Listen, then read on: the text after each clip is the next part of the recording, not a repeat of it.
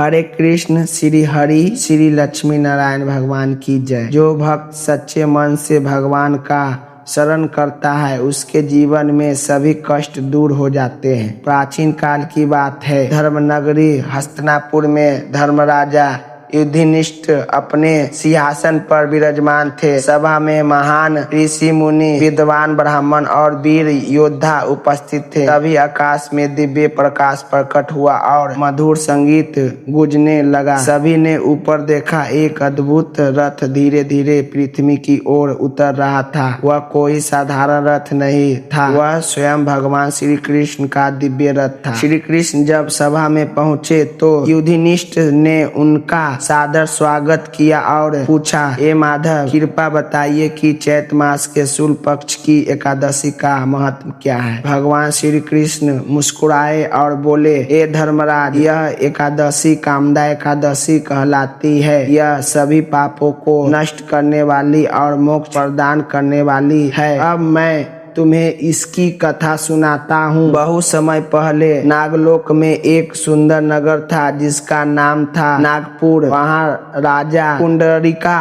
का शासन था। उस नगर में गंधर्व, किन्नर और अप्सराएं रहती थी। उसमें एक सुंदर गंधर्व था ललित और उनकी पत्नी थी ललिता। दोनों एक दूसरे से अति प्रेम करते थे। एक दिन राजा पुंडरीक की सभा में नृत्य और संगीत हो रहा था। ललित गाना प्रस्तुत कर रहा था, लेकिन उसका मन अपनी पत्नी ललिता में ही लगा हुआ था। इस कारण उसका स्वर बिगड़ गया। सभा में उपस्थित एक नाग ने राजा से कहा, राजन, यह गंधर्व गाना में लापरवाही कर रहा है। राजा क्रोध हो गया और बोला, ए मूर्ख, तुम सभा में भी स्त्री के मोह में पड़ा है, इसलिए तू राक्षस बन जा। जैसे ही श्राप दिया गया, ललित भयंकर राक्षस बन गया। अपने पति को इस रूप से देखकर ललिता अत्यंत दुखी हो गई। वह रोते रोते जंगल में भटकने लगी और अपने पति के पीछे पीछे चलती रही।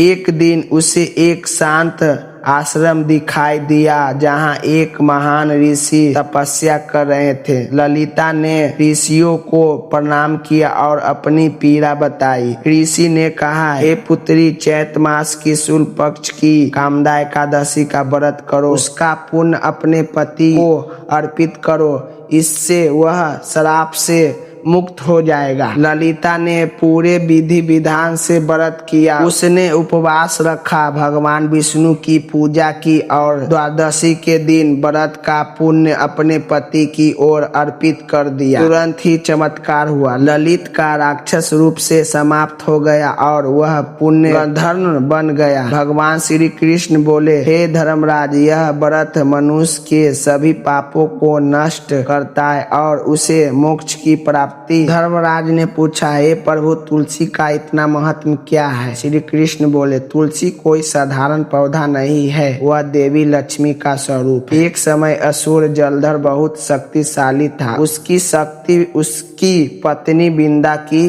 पतिव्रत से थी। देवताओं ने भगवान विष्णु की सहायता मांगी। भगवान विष्णु ने जलधर का रूप धारण किया और बिंदा का पतिव्रत भंग हुआ। उसी क्षण जलधर का वध हो गया। बिंदा ने विष्णु को श्राप दिया और स्वयं तुलसी बन गई। एकादशी व्रत की विधि विस्तार से। ब्रह्म मुहूर्त में उठे, स्नान करके स्वस्थ वस्त्र पहने, ओम नमो भगवते वासुदेवा का मंत्र का जाप करे, भगवान विष्णु की पूजा करे, तुलसी पत्र अर्पित करे, दिन भर उपवास रखे, रात में भजन कीर्तन करे। महत्वपूर्ण नियम, तुलसी पत्ते बिना अनुमति के न तोड़े, द्वादशी को पत्ते न तोड़े, श्रद्धा और शुद्धता आवश्यक करे, पापों का नाश होता, इच्छाओं की पूर्ति होती, रोग से मुक्ति मिलती, मोक्ष की प्राप्ति होती है। जो व्यक्ति श्रद्धा से कामदा एकादशी का कथा सुनता है वह जीवन के सभी दुखों से मुक्ति होकर भगवान विष्णु की कृपा प्राप्त करता है।